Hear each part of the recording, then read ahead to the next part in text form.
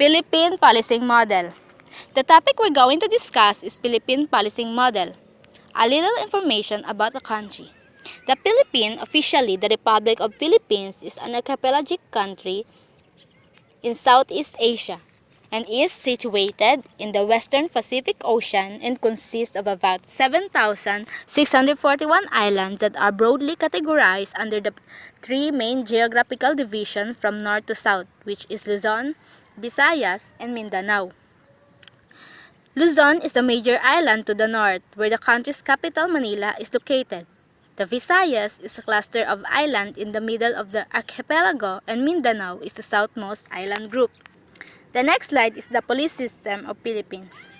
The Philippine National Police, or PNP, is the national police force of the Republic of the Philippines. It was both national and local because it provides all the law enforcement services throughout the country. Its national region, or NCR. Camp Crame, named after the first Filipino Brigadier General of Philippine Constabulary, Rafael T. Crame. The camp was the General Strike Force of the PC was organized order by Brigadier General Guillermo Francisco in 1939. The next slide is the overview of police system. Police Agency, Philippine National Police or PNP. In Filipino, Pambansang Pulisya ng Pilipinas. PNP is the primary law enforcement agency in the Philippines. It was established under Republic Act No. 6975 and is empowered by Section 24 to use force in making arrest, investigation, and prevention of crime. It was formed on January 29, 1991.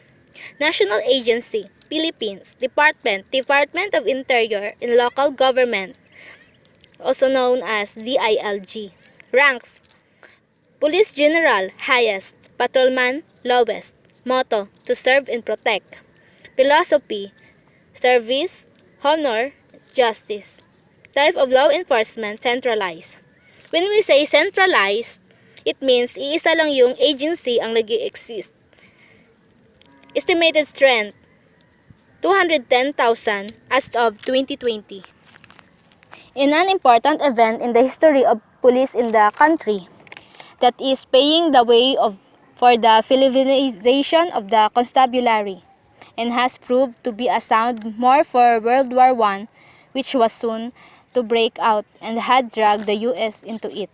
Many of the top constabularies, American officers, joined the U.S. Expeditionary Forces to frame. This development gave the opportunity for the Filipinos to run the General Constabulary themselves.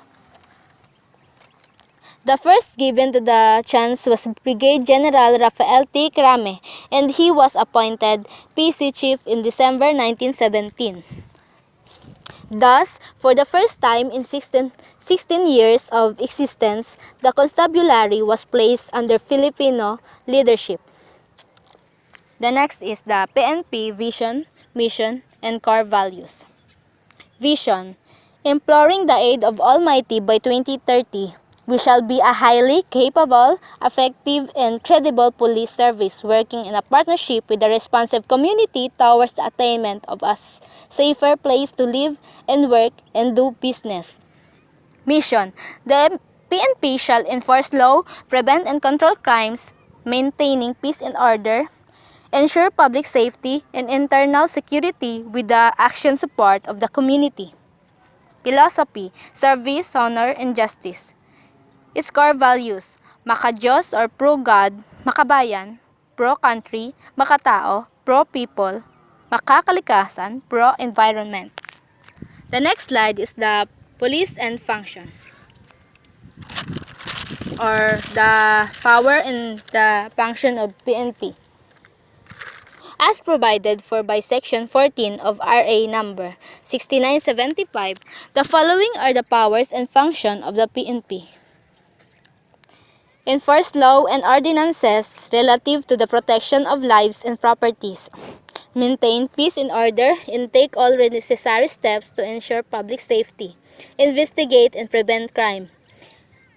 Effects the arrest of Criminal offenders bring offenders to justice and assist in their prosecution and exercise the general powers to make arrest, search, and seizure in accordance with the Philippine Constitution and pertinent law.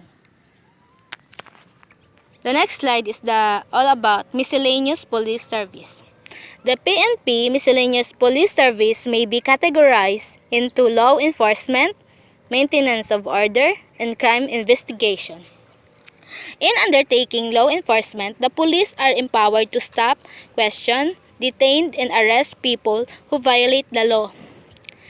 The maintenance in order is defined as the management of conflict situation to bring about consensual resolution. Crime investigation is the prominent role of the police while engaging in a variety of community and miscellaneous functions. The next slide is the organizational structure. The PNP is headed by Chief with the rank of Director General assisted by two deputy chiefs, one for administration, the DCO who is the third in the command, and the Office of Chief Director Staff or OCDS. The organization structure is composed of the National Office, regional offices, and provincial offices, district offices at the National Capital Region Police Office or NCRPO, city and municipal police stations. There are 16 staff directorates, the Office of the Inspector General, Internal Affairs Service, the Center for Police Strategy Management, and the Public Information Office or PIO are all under the Office of Chief PNP. It has also 14 administrative support units and 15 operational support units. The PNP regional offices with the Regional Public Safety Battalion, the police district offices at the NCRPO, the provincial officers corresponding to all provinces throughout the country. Recruitment and selection as provided for by Section 30, Republic Act No. 6975 as amended by Section 15, Republic No. 8551, the recruitment and selection of police personnel requires the following general qualification and standards. A citizen of Philippines, a person of a good moral character, and must have passed the psychiatric, psychological, physical, medical, and dental, and drug test. To be administered by the PNP Health Service and Crime Laboratory Service by any NAPOLCOM accredited government hospital for the purpose of determining the applicant's physical and mental health. The next slide is all about the rank classification. New PNP rank classification. As provided for the provision of Republic Act No. 11200 entitled An Act Providing for the Rank Classification in the PNP, the new ranks as are compared to the old ranks shall be as the follows. In these pictures, you can determine the highest rank is the Police General and the lowest is the Patrolman. The next is the uniform regulations. The police officers assigned to another duties will continue to wear their present uniform of blue polo shirt and pants. The police patrol uniform is light blue polo shirt embroidered with the PNP insignia and with the name, rank, and designation of the policeman. The word police is embroidered at the back with the yellow thread. This uniform is worn by the beat patroller. The new police patrol uniform come with a standard whistle, cap, leather shoes with a reflectorized vest. The police officers patrolling the street are sporting upper uniform bearing their names and badge numbers to allow citizens to distinguish them from criminals masquerading as law of enforces or enforce.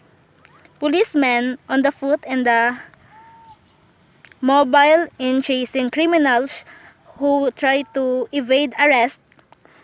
The patch uniform served as a symbol of authority and responsibility between upon them as enforces. The lower part of the uniform of patrolmen remains the same. That is standard blue pants with thin stripes.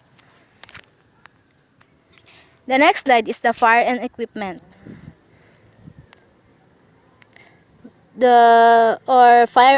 Firearms and the equipment.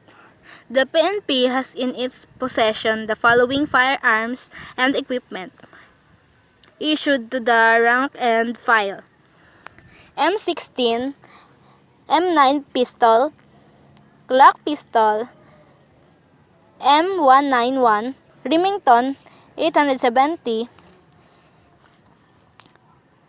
Remington 1100, baton or locally known as batuta, Floro MK9, MSR or rifle used by the PNP SWAT, M14, FAMAS used by the Special Action Forces, and HK G36.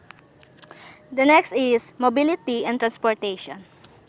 The mode of transportation currently is used by the PNP are Ford Focus, Nissan Frontier Navara, Toyota Altis, Toyota Vios, Toyota Innova, Toyota Revo, Honda Car, Mitsubishi Lancer, Mitsubishi Pajero, Eurocopter, AS350 France, utility helicopters, Robinson, R-44, United States patrol helicopters, Willis MB, Isuzu D-Max, Mitsubishi L300, and the recent acquired Mahindra Enforcer mobile patrol units in Mahindra patrol utility vehicles. The next slide is the disciplinary machineries. The NAPOLCOM, the SHIP, PNP, and the regional directors or general police offices after due notice in summary hearings may immediately remove or dismiss any respondent PNP members in any of the following cases. Number 1. When the change is serious, evidence of guilt is strong. When the respondent is a recidivist or has been repeatedly changed and there are reasonable grounds to believe that he or she is guilty of the charges. Number 3. When the respondent is guilty of a serious offense involving conduct unbecoming of police officers.